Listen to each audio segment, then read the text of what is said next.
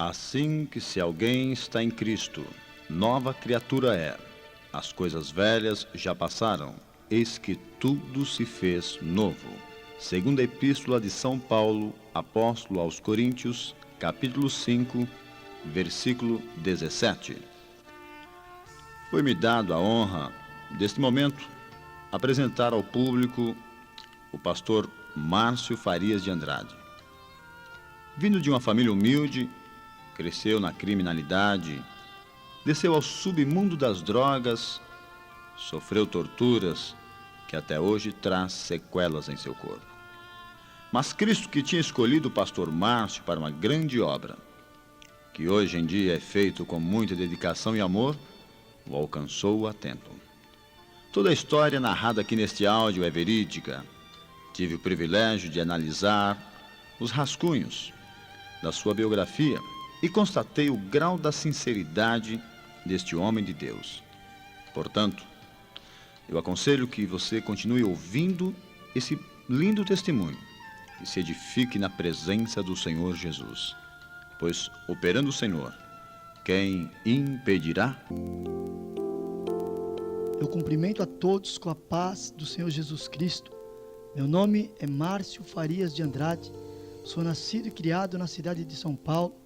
Eu quero esclarecer a todos que o propósito principal deste relato é de falar do amor, da misericórdia e do poder de Deus, do grande poder de Deus que hoje está manifestado em nossas vidas pela infinita misericórdia do Senhor. Eu sou de uma família simples.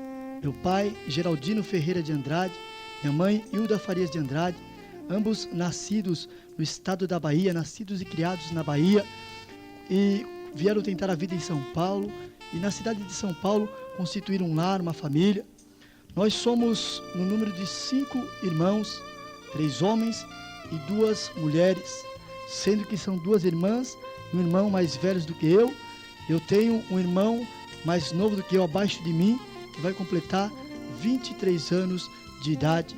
Independente dos meus pais serem pessoas simples, com pouco estudo, com pouca cultura, sempre nos instruíram a nós sermos honestos, procuravam, se esforçavam para nos dar estudo e nos ensinaram sempre a respeitar as pessoas.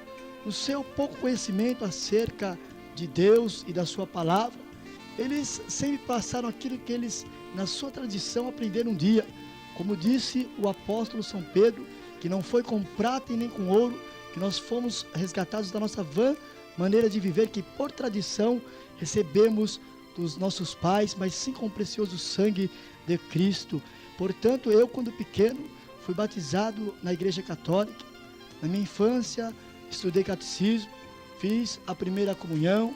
Eu ia constantemente nas missas, aos sábados, na missa intitulada Missa das Crianças, e às vezes até o domingo também. Eu tinha um desejo muito grande de ser coroinha da igreja. E eu me lembro que uma vez, pelo menos, eu cheguei a tomar hóstia numa missa celebrada pelo Dom Evaristo Arnes, a ser bispo de São Paulo. Foi lá na Catedral da Sé, lá na Praça da Sé, em São Paulo. Entretanto, desde pequeno, eu conhecia maconha. Isso porque eu tinha um irmão, meu irmão mais velho, que era já grande e era envolvido com o mundo do crime. Ele era viciado e também era assaltante e comandava uma quadrilha que na época fez vários assaltos na grande São Paulo. Devido a isso, em minha casa sempre tinha quantidades da droga, e razão pela qual eu conhecia a droga, sabia como era, sabia também que era uma coisa proibida pela polícia, mal vista pela sociedade de bem. E apesar de eu conhecer, saber como era, eu nunca pensei em usar a droga, mesmo porque a minha idade era muito pouco, eu era de pouca idade. Se bem que, às vezes ainda na minha infância, às vezes eu pegava cigarro e tentava fumar, tragar, como se diz, engolir a fumaça, e às vezes até tossia, isso bem escondido, para que ninguém soubesse, coisas de criança, mas que podem levar a sérias consequências no futuro. Eu, quando pequeno, me lembro que por diversas vezes a polícia foi até a minha casa à procura do meu irmão para prendê-lo. E às vezes não encontrava, às vezes não conseguia prendê-lo. E às vezes que ele era preso, ele era conduzido até a cadeia, mas depois era solto. E quando eu tinha aproximadamente 10 anos de idade, o DEIC de São Paulo, a Polícia Civil, se pôs à procura do meu irmão para prendê-lo. Foram várias diligências na onde morávamos, várias campanas, várias buscas, mas não conseguiram prendê-lo. Diante disso, meu irmão, ele viajou e ficou foragido da polícia por 1 ano, até as coisas se acalmarem. E aparentemente, as coisas se acalmaram. E passado 1 ano, ele voltou para a vila onde morávamos. E após um tempo, o DEIC novamente passou a procurá-lo para prendê-lo. Foram várias buscas, campanas, e até que um dia conseguiram prendê-lo. E quando ele foi preso, ele foi conduzido para a casa de detenção de São Paulo, no pavilhão 9, é o maior presídio da América Latina. E ali preso, ele foi levado a julgamento. E no julgamento ele foi condenado a muitos e muitos anos de prisão por vários inquéritos. Ele estava pedido por 2 varas criminais, a primeira vara e a 5ª vara criminal. Isso para nós da família foi um abalo muito grande, porque sabíamos que ele ia ter que cumprir vários e vários anos de cadeia, ou até mesmo nem sair mais da prisão. E eu aqui na rua comecei a ter em meu ser o desejo de conhecer como era o efeito da maconha, de saber como era o efeito da maconha. E um dia, pela primeira vez, fiz o uso da droga. E após usar a primeira vez, eu passei a usar a droga de vez em quando. Isso bem longe de casa, para que ninguém soubesse, pois queria que ninguém ficasse sabendo que eu havia já experimentado e estava já usando a droga. Mas isso foi no começo, porque no começo aparentemente eu conseguia dominar a droga, mas o tempo foi se passando e a coisa inverteu-se, porque aí foi a droga que passou a me dominar. E o uso que era só de vez em quando, uma vez ou outra, bem distante para que ninguém soubesse, foi se tornando mais frequente, e com o passar do tempo eu comecei a usar já várias vezes por dia e me tornei um viciado. Aí eu já não usava mais só de vez em quando, mas sim todos os dias e várias vezes durante o dia. E nessas alturas eu já estava envolvido com alguns maus elementos, porque isso é uma coisa inevitável, porque à medida que você entra para o mundo das drogas, consequentemente você passa a ter contatos com uma pessoa aqui, outra pessoa acolá. Quando vê, você já conhece vários maus elementos e já está se envolvendo cada vez mais. E também passei a ter a prática de alguns furtos, passei a praticar furtos, e foi passando o tempo, aí eu passei a adquirir quantidades da droga e a vender também. Aí eu já não só usava a droga, mas passei a vender a droga. E eu sempre pensava no meu ser que eu precisava alcançar coisas maiores, coisas novas, coisas boas, e acreditava que até iria conseguir, iludido pelo submundo do crime, pelo mal. E certo é que por diversas vezes eu comecei a ser preso. Isso começou a ocorrer na minha vida. A polícia me apreendia e eu sempre que era preso, eu achava que eu dava sorte, que eu era esperto, porque sempre que era pego, nunca a polícia me apreendia com alguma coisa que pudesse me incriminar diante da lei. Ou seja, eu sempre andava com quantidades grandes de droga, mas sempre que era apreendido pela polícia, às vezes eu estava fumando um baseado, ou com uma quantidade pequena de droga, ou algo parecido. E eu tinha uma outra coisa que muito me favorecia na época, é porque eu era menor de idade, e quando eu era conduzido até a delegacia, eu nunca assinei nada, permaneci ali por algumas horas, e depois era solto. Aí saía me gabando, dizendo que eu era sangue bom, que eu era esperto. E hoje eu entendo que o único sangue bom que existe é o sangue de Jesus Cristo, sangue que pode lavar o homem de toda imundícia, transformar uma vida, tem poder para perdoar pecados.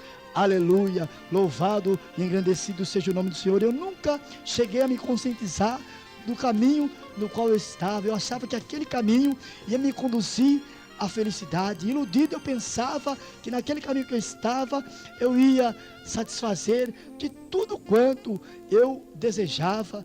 Pois a Bíblia diz que ao homem parece caminho que é direito, mas o seu fim são caminhos da morte.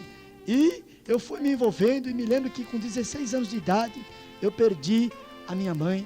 A minha mãe morreu acometida por um ataque cardíaco, e isso causou grande tristeza em meu coração, porque eu era muito apegado a ela. Minha mãe morreu nova, 49 anos de idade, meu irmão já estava preso, minha mãe veio a falecer também. Isso causou em meu coração uma amargura muito grande, uma amargura imensa, um certo rancor.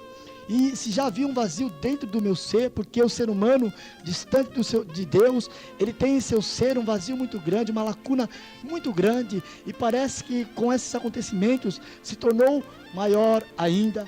A falta de paz que já havia em meu coração, em meu ser, parece que também multiplicou-se, e eu tive uma revolta muito grande que tomou conta do meu ser, e isso foi um impulso muito grande para que eu me aprofundasse ainda mais no lamaçal do pecado no qual eu já estava.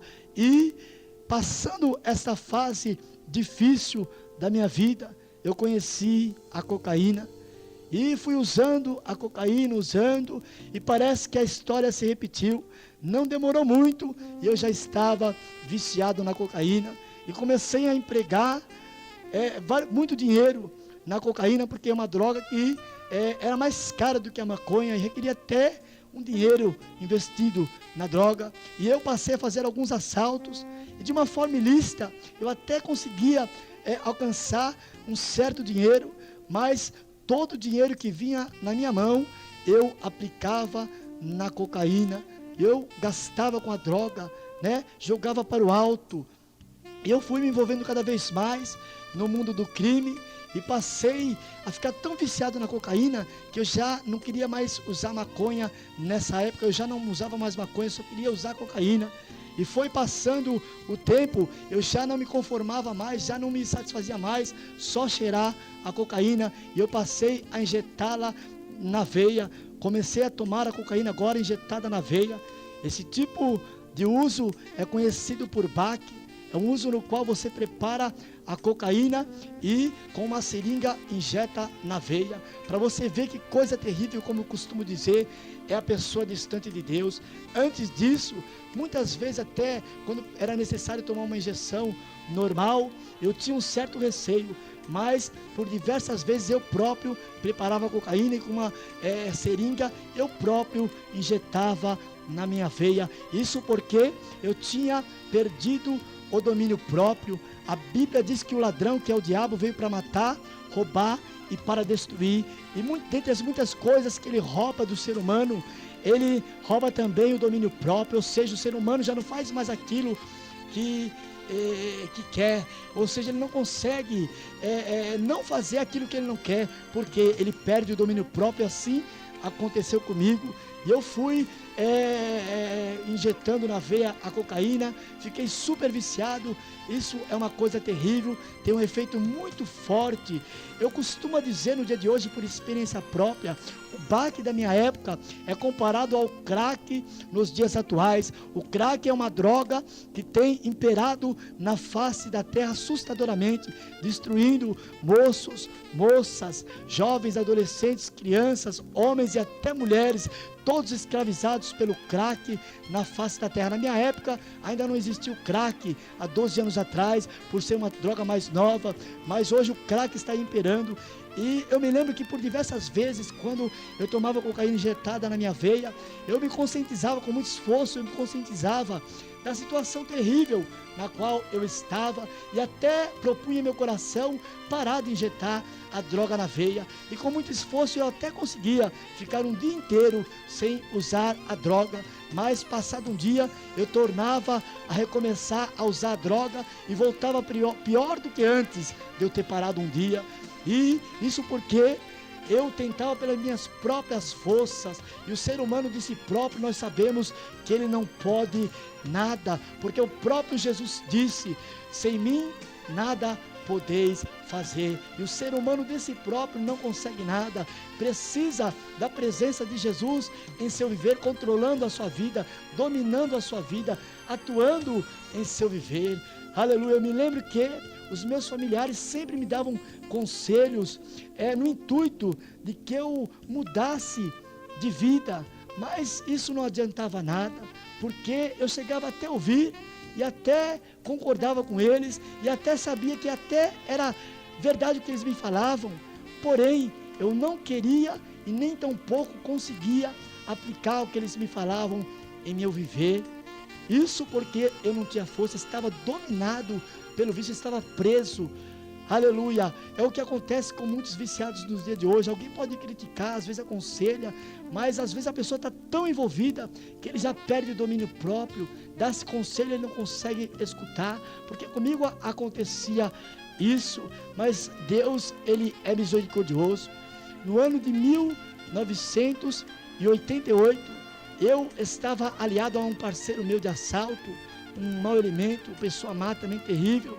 E junto com esse parceiro, nós fizemos o propósito de fazer alguns assaltos no intuito de levantar um dinheiro para aplicar em drogas, para aplicar em armas, e assim fizemos. Fomos para a zona leste da Grande São Paulo, e lá chegando, nós praticamos 3 assaltos à mão armada.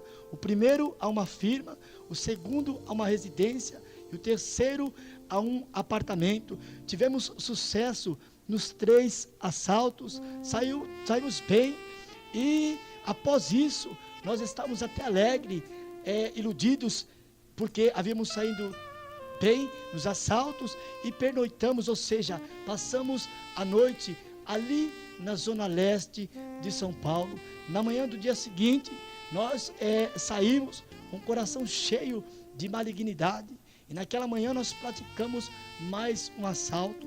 Nós, com muita ousadia, roubamos um revólver calibre 38 de um policial militar. Só que nesse último assalto, a coisa começou a mudar de figura. Sofremos uma grande perseguição policial. E eu, no intuito de fugir, saí correndo, e corri até por um espaço de tempo. Um guarda veio seguindo meus passos, correndo atrás de mim, e até que eu corri um bom espaço de tempo, até que me deparei com uma casa desses terrenos que ele toma 2 ruas, né? Começa de um lado e vai até a outra rua, a outra quadra. E assim eu entrei naquela casa, naquele terreno. Era um milharal de um lado, e mais para cima, porque era subida, tinha a residência área. Corri pelaquele milharal, subi com muito esforço na área da casa, passei pela lateral da casa no intuito de fugir. Quando eu olhei lá para baixo, na rua de baixo onde eu tinha entrado, no terreno ali, daquela residência, daquela propriedade, o guarda que estava me perseguindo estava lá para trás. E eu até cheguei a acreditar que havia escapado mais uma vez ali das garras da polícia. E quando eu saí pelo portão da residência, quando eu comecei a andar, de repente, uma viatura da polícia militar apareceu bem próximo a mim. Os guardas já vieram diretamente em minha direção e me deram voz de prisão. Eu estava portando um revólver calibre 22, um Rossi cano longo, e fui apreendido pela polícia.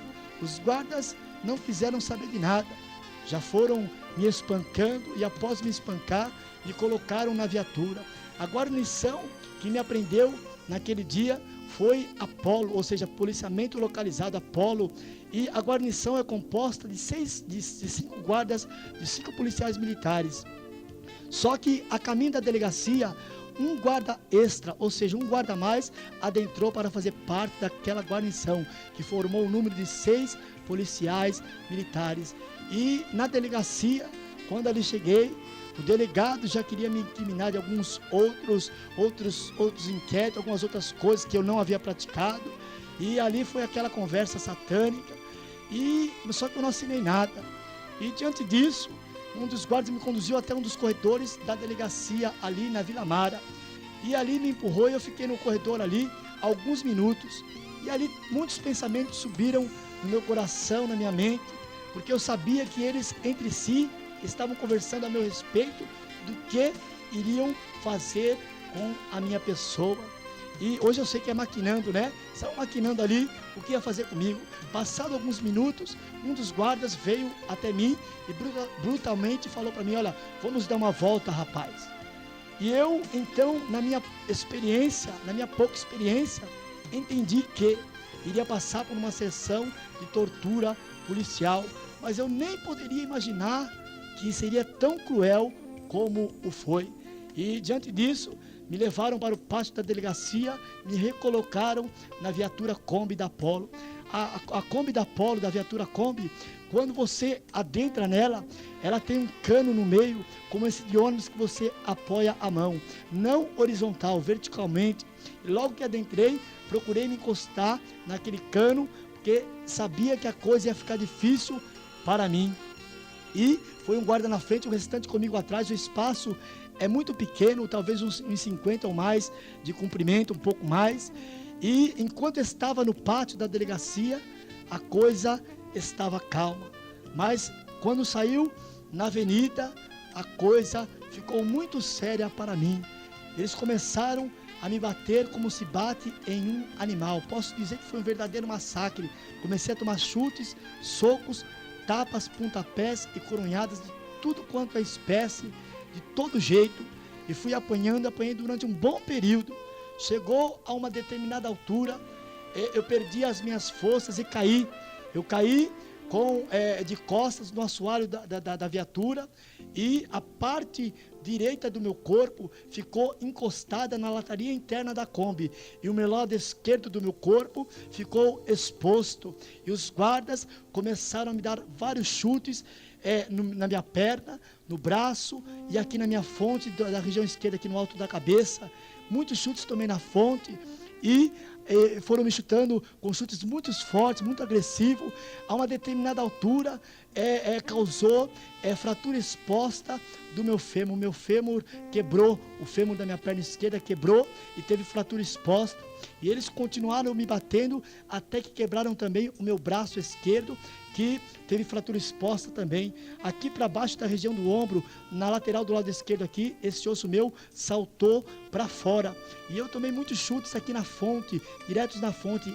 Muitas das vezes eu tentava colocar o braço aqui, a mão do lado, para ver se acalmava, amenizava pelo menos os chutes, mas muitas das vezes batia no braço e de tabela, como se diz, batia bem na minha fonte aqui. E bateram-me demais. A uma determinada altura eu desacordei e eles continuaram me batendo. Acredito que eles continuaram me batendo mais e mais. A uma certa altura do espancamento, ou seja, do massacramento, eles acharam que eu estivesse já morto, devido a muitos chutes que eu tomei na fonte, na cabeça, acredito. E diante disso, lá da zona leste de São Paulo, da Vila Mara, eles me conduziram lá para a rodovia Dutra, rodovia Presidente Dutra, e na altura de Guarulhos ali, eles me jogaram no mato, no matagal, próximo ao acostamento ali, todo quebrado, todo arrebentado ali. E ali, para a glória de Deus, eu permaneci 8 dias jogado ali como nada.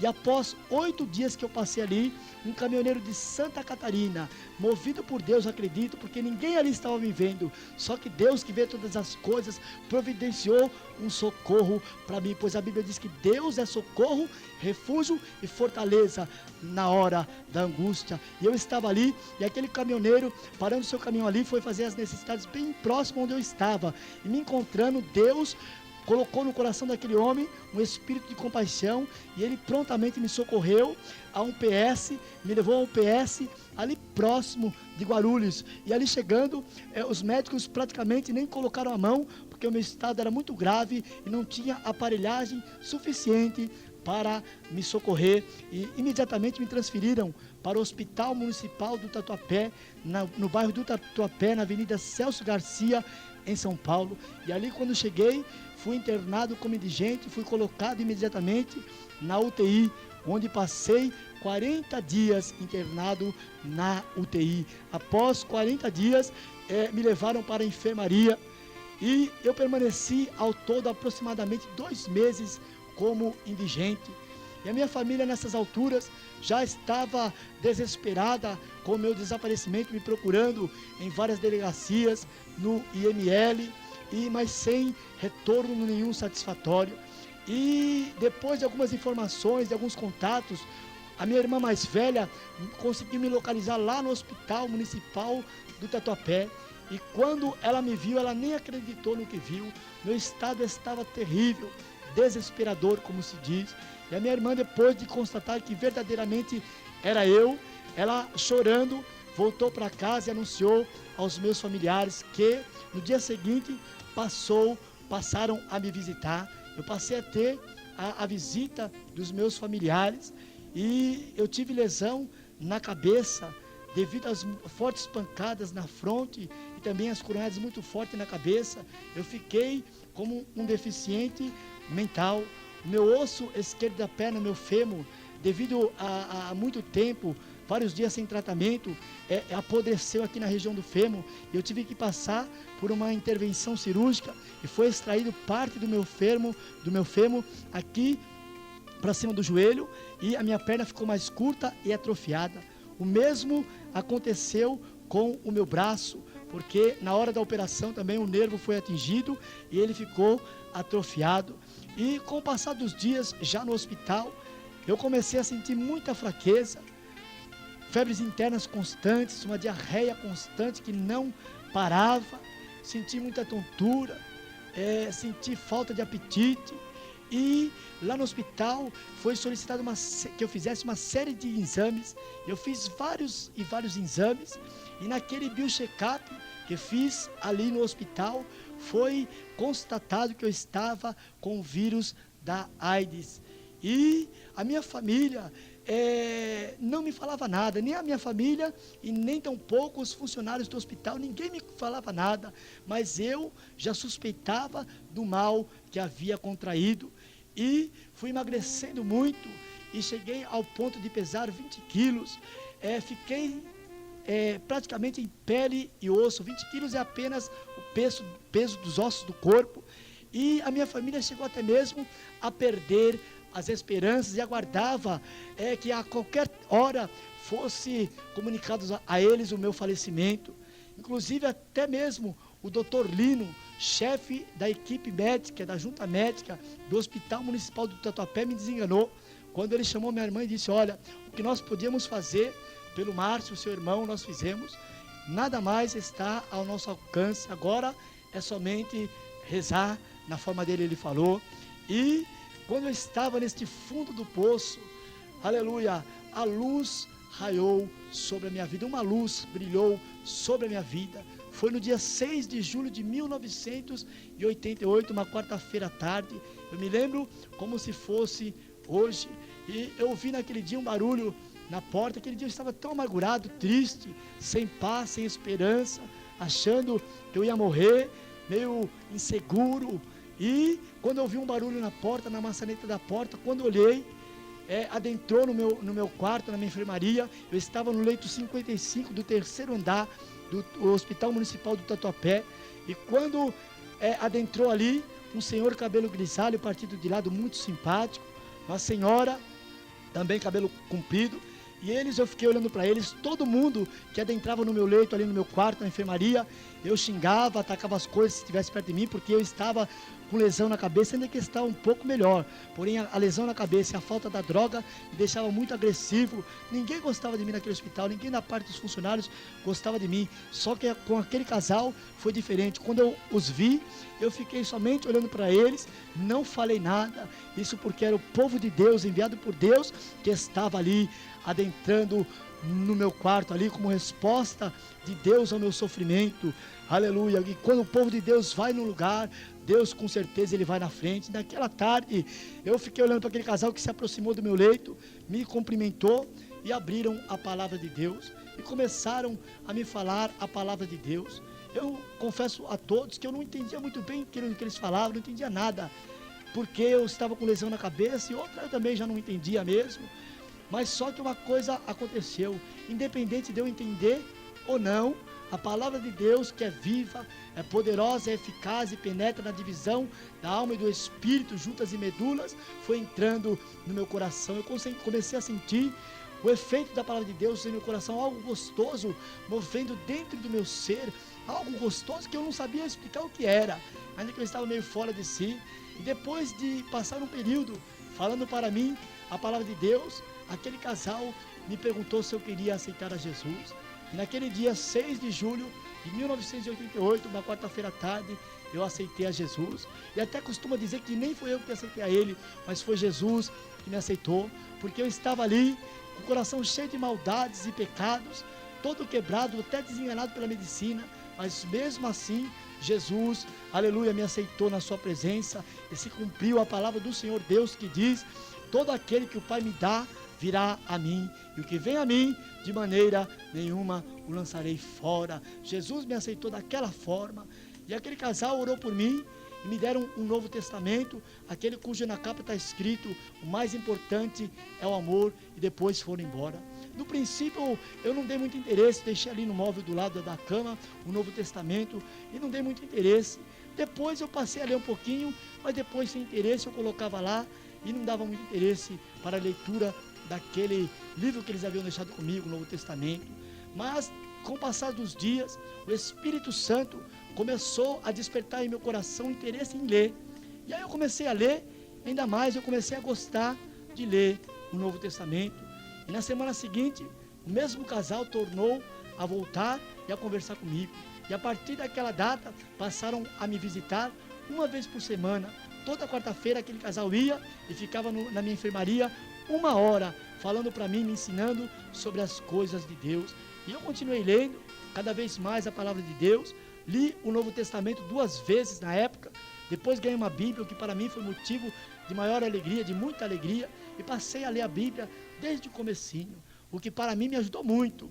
Me ajudou bastante, pois a lesão em minha cabeça foi melhorando.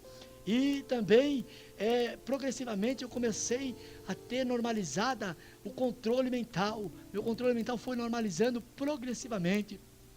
E depois que aceitei a Jesus, eu fiquei ainda mais 7 meses no hospital. Ao todo, eu fiquei internado 1 ano, 2 meses e 2 dias. Depois me deram alta, me deram uma cadeira de rodas, me deram alta, me mandaram para morrer em casa. Quando a ambulância que me levou, agora em retorno de alta para casa, quando parou na frente da minha casa, muitos dos meus vizinhos correram, cercaram a ambulância, pois eles já haviam sido comunicados que eu ia chegar, cercaram a ambulância para me ver. Acredito que muitos deles foram só de aparência, para constatar se realmente eu estava morrendo, quem sabe, vamos ver se ele está morrendo mesmo. Mas eu acredito que muitos deles também foram com o coração sincero, para me rever novamente, ainda que sabiam que eu estava já à beira da morte. Aleluia! E muitos dos meus vizinhos que naquele dia cercaram a ambulância, e vários deles que depois, quando já em casa, passaram a me visitar. Na hora que eles iam me ver, que eles me viam, eles até diziam para mim: olha, você está até melhor. Mas muitos deles me disseram tempos depois, e até o dia de hoje afirmam, que quando eles me diziam isso na minha frente, mas quando saíam entre si, eles afirmavam um para o outro: o Márcio veio para morrer em casa mesmo, está mal este moço. Aleluia. Em casa, depois que eu tive alta, eu sempre nas minhas orações pedia a Deus para que não me deixasse desanimar na fé, e continuei lendo a Bíblia e também orando, porque eu havia saído de Pirituba, São Paulo, como um mau elemento. Depois fiquei internado, passei por esse processo e voltei agora já aceitando Jesus, já tinha aceitado Jesus como nova criatura. E para mim era uma fase difícil e distante dos meus pais na fé, também que moravam distante, tinham seus afazeres também particulares, mas eu pedia para Deus porque eu queria mudar de vida. E eu costumo dizer e afirmo que é a verdade: quando a pessoa quer mudar de vida, Deus estende as mãos e começa a trabalhar com poder. Não importa a ocasião, a dificuldade, Deus ele trabalha poderosamente, aleluia. E ali eu comecei a orar pedindo para Deus me fortalecer, não deixar eu voltar para trás no meu coração, nem desviar meus pensamentos para as coisas errôneas. E passou um tempo depois que eu estava em casa já, e um dia meus pais da fé lá estiveram. Foi motivo de grande alegria para mim tê-los ali comigo, conversando comigo. Pusemos em dia as conversas, né? E eles ficaram ali um período, depois foram embora. Passado alguns dias, só o meu pai, na fé, voltou lá à minha casa para me rever, mas dessa feita ele voltou acompanhado de um irmão da Igreja Evangélica Assembleia de Deus Ministério do Belém, lá de Pirituba. E após essa visita, este irmão da Assembleia de Deus se prontificou a me auxiliar espiritualmente.